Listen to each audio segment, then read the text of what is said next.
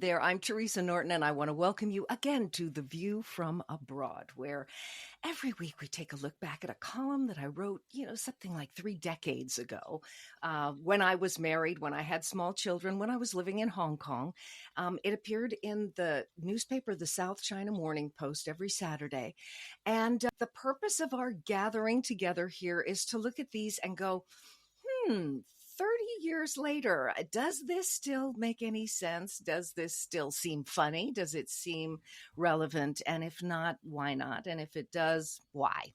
And each week I have a guest, and this week I have Dr. James Andrade. He's a former senior vice president and head of Catapult Executive Leadership Institute. He lived in Singapore for 20 years. He's got a background as a neuroscientist. He's a family man. He's a wonderful guest, and you're going to hear from him in a minute. But first, let's begin with that column that appeared, as I said, in the newspaper 30 years ago. Adding up the elements of life. I don't know. Maybe I'm nuts, but as I snapped at my daughter to sit right down, concentrate, and do that homework, a nagging voice in the back of my head added, "Do as I say, not as I do." At the risk of sounding like a much-maligned talking Barbie doll, which, when pressed, or perhaps pulled, blurts, "Maths class is tough," I really am no good at maths, or science, or technology. In fact, beyond their application to figuring out box office receipts, baking Christmas cookies, and dialing a phone to get that nice computer guy on the phone, reading the manual is homework I just cannot do. I have no interest in learning any more about math, science, or technology than I picked up in school. And according to my recently unearthed high school transcripts, I didn't pick up much. My feng shui dude, Mr. Chan, was over this week to point me in the right direction for this year of the rabbit and needed our exact time of birth, so I pulled out the file containing our birth certificates. "What's this?" my husband said as a copy of my high school report fluttered to the recently repositioned dining room table. "Give me that," I whispered, not wanting to distract Mr. Chan from the divination of my future. "Are these your grades from Westmore High? Wow, you were really bad at math and science." Technology had not yet been invented. "A D in survey of maths? It sounds pretty boneheaded to me," he went on. "And what's this, another D? The very next year in algebra? And another one in biology?" "I made those grades up at St. Ignatius during summer school," I hissed, grabbing the tattered testament to my ignominious educational career. "Wasn't that an all-boys school?" he grinned, adding, "I see you got an A in human sexuality." "Honey, I taught human sexuality," I shot back in an effort to shut him up as I snatched the paper from him and silently pointed to the A's in drama, English, speech, and, well, driver's education. Mr. Chan told me my future while I buried my past among a pile of birth certificates, passports, and copies of ID cards. But I dug it out before I sat down to the computer to write. It sits on the desk in front of me, dark photocopies of my school photos smiling back from one corner, and the final 4 years of my education spilled out across the rest of the page. I couldn't wait to get out of school and onto the stage. I was just killing time until producer David Merrick put me in his new musical. I was a 30-year-old in a 17-year-old's body. I didn't want to sit around in a cheerleader sweater discussing the big game over chocolate shakes. I wanted to shimmy my pom-poms into a stunning little black number and dish the dirt with the other lovies on opening night over martinis. I couldn't wait to grow up. Lines and lyrics were all I was interested in learning, and I don't think I had as much fun in school as I could have. I mean, I ended up okay. I'm a pretty smart cookie, despite what the Jefferson Union High School District may have to say about the matter. I worked as a secretary for a couple of years while I waited for producer Merrick's call, and then I got into radio, a fun business that supported me while I continued to learn lyrics and lines. But it's a different world out there now. You can't have a career of any kind without a college degree. So my Children have to sit right down, concentrate, and do that homework. I won't be much help with algebra, but if Joe and I can get Grace excited about maths and science, maybe she won't feel she's just killing time during those fleeting school years. And if we can get her whipped up about technology, the Barbie mom won't have to read the manual or bother that nice computer guy anymore. Hello, James. Good morning, Teresa. Oh, it's so nice to hear from you. Listen, we met, quite a few years ago when I was still living in Hong Kong, and you were working for Catapult, and so honored to have been brought in to work with your team, and we had my son involved in that too, which was great.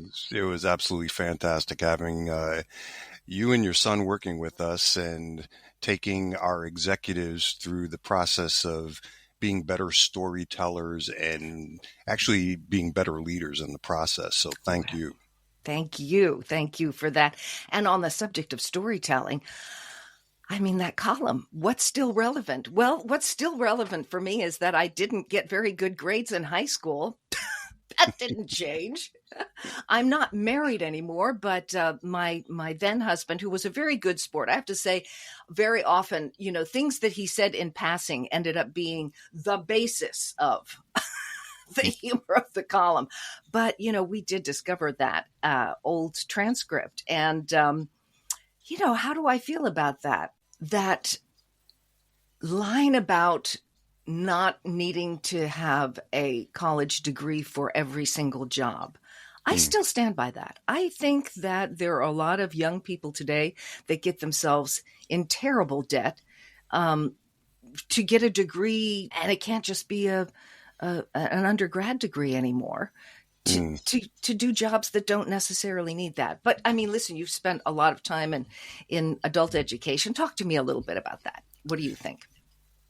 Well, before I tell you about some of my experiences with teaching some of the executives from across the region, I have to say that your column resonated with me tremendously. Believe it or not, I'm a scientist who had math phobia. So I was the guy who went to summer school to take math classes for the upcoming year because I was so nervous about being good at math.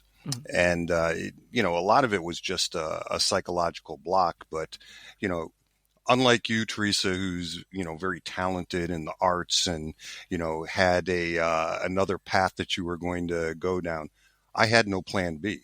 I always wanted to be a scientist, and it's who I was. But it's not very easy to be a scientist if you're not good at math. So I read that and I felt the cold chills of back when I was in elementary school and high school, and it really wasn't until college that I kind of found my stride and was tutoring some folks in math. So I got over that phobia. How did it affect you when you were a kid? I mean, did you that cold chill? I mean, there's plenty of things that we can all look back on in our younger years and get that kind of prickly under the armpits feeling. How did it manifest itself in terms of, like your relationships with other people maybe, or your self-esteem or whatever? Well, it never feels good when you think you're not good at something. Right. And, something as fundamental as math for me, as I said, I had no plan B. I wanted to be a scientist. It actually was, it had its times where it was really a little bit debilitating. So my heart goes out to students that struggle on any subject, because we all have holes in our game, right? We're not all good at everything. I used to say they had to give me the lead in the plays because I couldn't dance. She's a good mover, but they couldn't put me in the chorus because I don't actually know my right from my left even today. I have to put my hand over my heart like I'm pledging allegiance to the flag. So listen, what were your workarounds? I mean, how did you get around that block? You said you you worked hard, but are there any bits of advice that you can give us for the things that we feel like we've got a gap in and that feel super important to us? Yeah. You know, clearly there are some people that are gifted and can do things easier than others. But so I don't want to say that anyone can do it, but very often the stumbling block, at least for me, were the tapes that we play in our head and we listen to. And I played a tape that said, math is hard and you're not going to be good at it. And when I was confronted with well, if you want to be a researcher and a scientist, you're going to have to be better at math. Yeah, I worked a little bit harder, but I also started giving myself a little bit of a break when things didn't go so well, and a little bit of a pat on the back when things did go well, and tried to set myself up to be the best I could be. And to be quite honest with you, when I was in graduate school, I went to school at Howard University, and I had a meeting with the head of the department. And I said to him, I'm not good at math. And he looked at me, and he was a real character, but I'll always remember him. He said, "Well, then, Mr. Andrade, you're in the wrong department. You better get good at math. Otherwise, you're not going to do well here." And he pointed me to a remedial program. And I was far away from home. I was in DC, and I said, you know what? I better get good at this. And that was the other penny that fell that kind of forced me to get better at mathematics. Sometimes we need to have somebody say the stuff that's hard to hear. And sometimes it's not going to be your parents. Or for some people it is, but for me, I was raised in this home where everything I did, well, because there was 12 years, I think, between my brother and I. So when I arrived, people go, "Oh, was it were your parents surprised?" My parents were delighted. My mother used to say, "We knew how, we just didn't know when." They really wanted a second child. So I was raised with all of these affirmations, some of them about things that I think are real unpleasant parts of my personality. My mother thought they were all adorable. So I got into school, and when I started getting feedback from teased by other kids, I had no tools in the kit for this. And I still don't take criticism very well. I'm really opening the kimono now and telling you a little bit about my shortfalls in terms of my character. I am in an entrepreneurs group here in Portugal, and I love it. It's a small group. We're very supportive, very loving folk. And when I said I was doing this podcast, they said, "Would you like to send us an early one and we can give you some feedback?" I said, "No, thanks.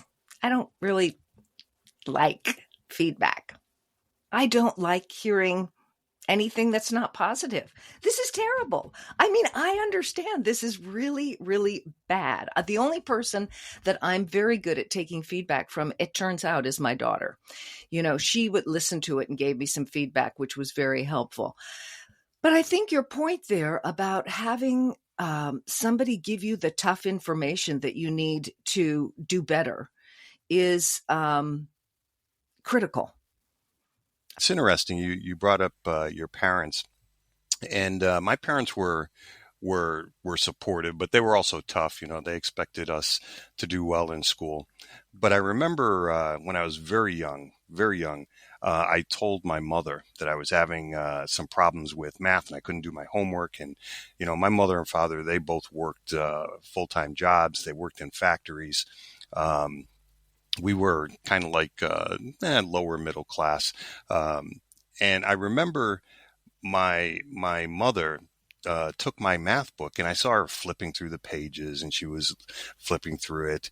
And that next morning, when I got up and was getting ready to go to school, she called me over to the table and she said, "James," well, she actually calls me Jimmy, I was looking over your math homework and you need to make some corrections here. And she started doing things there. And, I realized that my mother stayed up and went through the chapter of my book to help me with my math.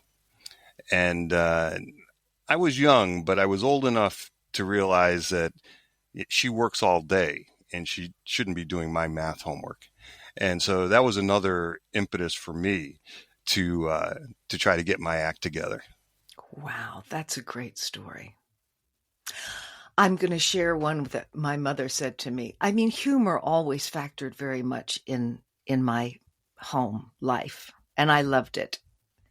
She said to me at one point, "Honey, I hope you can find a job where they will pay you to smoke cigarettes in a public toilet, because it appears that this is all you have been doing during your high school career."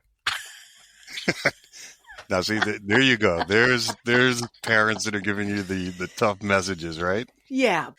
But one of the things that I found was talking a little bit about this story you tell yourself. I'm actually not as bad at math as I claim to be. I just didn't enjoy school very much. I enjoyed the sociability of it, but I didn't enjoy studying. And there is that line in there that said, "Oh, I hope that if we can get our daughter, to be interested in this stuff, well, you know what? She just graduated with a bachelor's of science in nursing, and she graduated with honors. And, she didn't do, I think, particularly well in high school, but sometimes, as you say, you get into university and you hit your stride. Let's go back to that subject of university. Is it for everyone? And if it's not for everyone, what's the alternative?" Yeah. It is interesting because, I have two children, a daughter who is, highly motivated, laser focused. I actually thought she was going to be a scientist. She would be the scientist in the family to take on the mantle. She did extremely well in math and science. You'll appreciate this, Teresa. She decided to go into the arts, and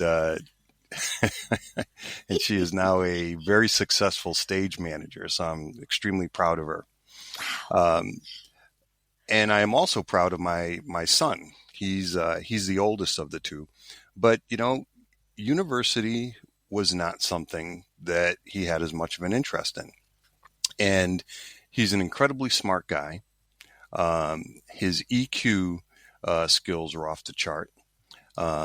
He certainly is able to manipulate his neuroscientist father. But maybe university wasn't the right option for him. And, if there were other alternatives, instead of, being the professional academic who says, you got to go to college in order to secure a viable future, I think that he could have been just as successful in something that didn't require a college degree. Yeah. And would have saved me a lot of money. Yeah. I know. This is I wonder if the advancements of technology, some of them that, at my age, I find a little hair raising and scary, but some of them that we say, oh, it's going to eliminate this job or that job. But I wonder if it's going to make education something that is viable, affordable, and an alternative to going to university. I mean, actually getting an education online being something that is considered the equivalent of. Do you think that could happen? I do, Teresa, and it's an area that I have a lot of interest in and where I'm spending a lot of my time right now. With the advent of AI and machine learning, we're entering an age where knowledge is ubiquitous and information is a commodity. The smartest person in the room is as close as your handheld device, which can now talk to you and you can talk to it and it can tell you the answers. So in a world where the answers are all there at your fingertips, what becomes the most important thing? It actually it becomes the questions that you ask. And if you think about our education system, it's put a premium on memorization of information. But that may not be the most important thing. The most important thing may be how you think and how you cognitively process information in order to ask better questions to an AI or a machine learning device that has access to an infinite number of databases that can give you answers. And this is the thing that I find extremely interesting, is that unlike an app like Excel, which you can get very good at Excel, but Excel's not going to get any better.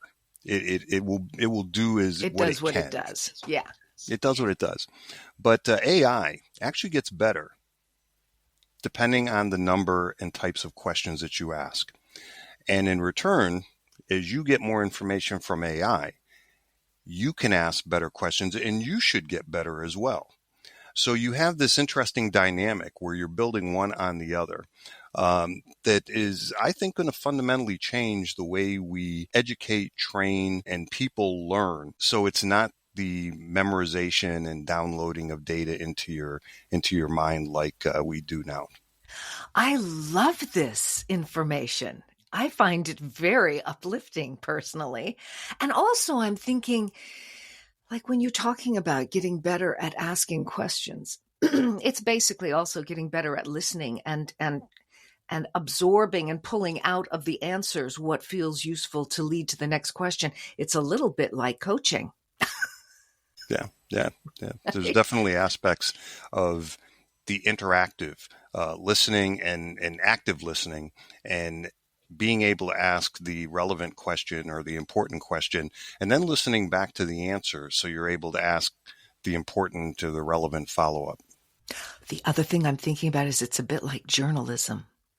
I was never a reporter. I was people say, "Oh, you were a journalist." No, I was not a journalist. I wrote these goofy columns. That's what I did.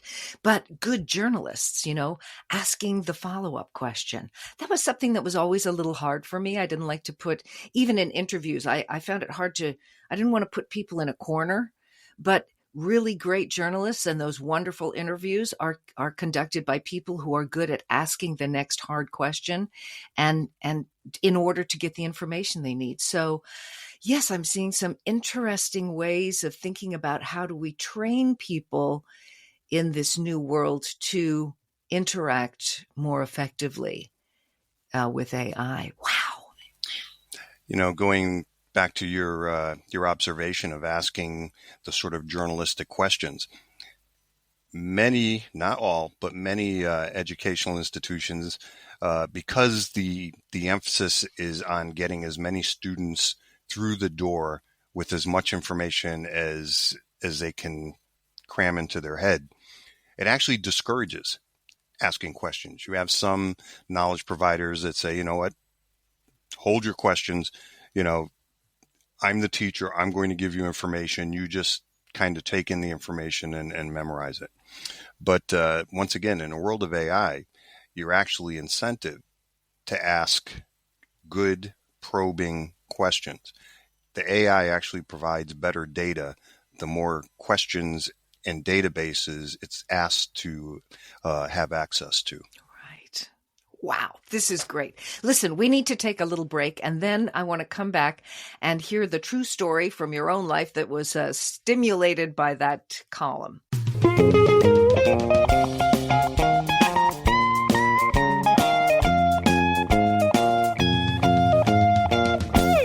And we're back. And why don't you tell us a little bit about some of the things that you're working on now?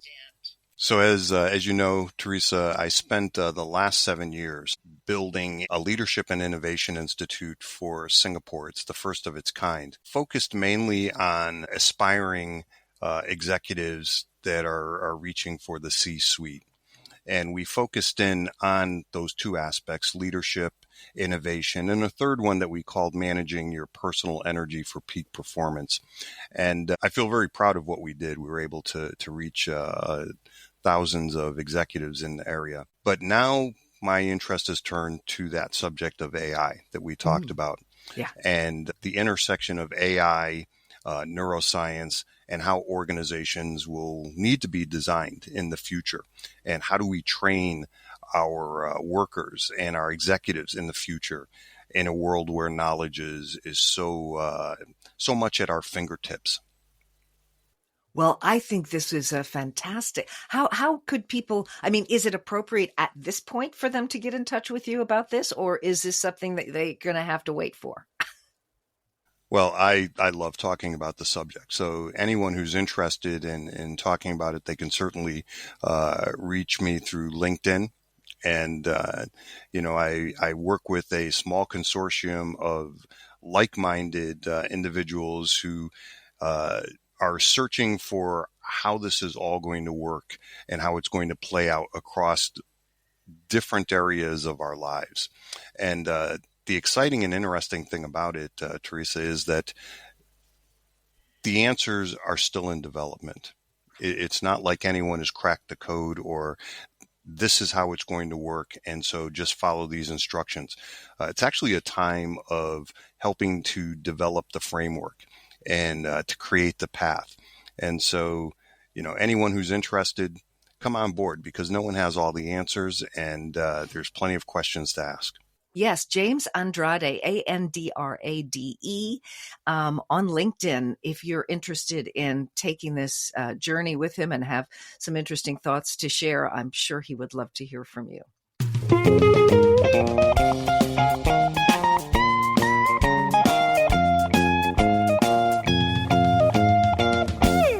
And now I would love to hear from you, James, about a true story from your own life that was somehow unearthed by a word or an idea or a thought from that column. As I said, there were so many things that brought me back to my youth. I think the thing that really struck me though was the last part of your column when you talked about an age where your kids would love to learn, that they would learn things in school that they would be able to use and actually like, even if they weren't pursuing that specific subject matter area. I found a book that a teacher had given to me. I was in grade school, so I was quite young. And to tell you the truth, she gave it to me at the end of the year, and I never read it. And I found it as an adult, and it was a book on how to be a better person and a better leader. And on the front page, and it was a small brown book, and it was put out by an organ, I don't know, like the Shriners organization or something like that. And it was sort of a step-by-step manual on how to be a better person and be a leader. And as an adult, I looked at that and I thought, this was a teacher who saw something in me and gave me this. And, I don't know if she was clairvoyant or predictive, and I don't know that I lived up to all of the principles that were in that book. Oh. But to have someone actually have that kind of thought process on someone who's young, it really struck me as an adult. I think to have I have that. to interrupt you here and say, my friend, I think this was a prophecy. You are an extraordinary leader, and she must have seen this in you as a little boy. How wild is that? And you know what I love about this story? I love the fact that you didn't crack the spine of that book until you'd lived her dream for you. Wow. on that outstanding note, I am so glad that we had this chance to talk. It's been such a rich conversation. Get in touch with James Andrade if you want to carry this vision forward. I am excited to think about what education might look like in 10 years, because it doesn't have to be 20 or 50 years anymore. Things move so quickly. This could be... It might be sooner than 10. It may be sooner than 10. Thank you so much, my friend. Breathe all the time, folks. Come up slowly. And if you're, dealing with something that's difficult and you're fearful of what the future is going to bring, as my friend Geraldine always said to me, hey, what if it's good? If you've enjoyed the podcast, like, share, and we'll see you next time.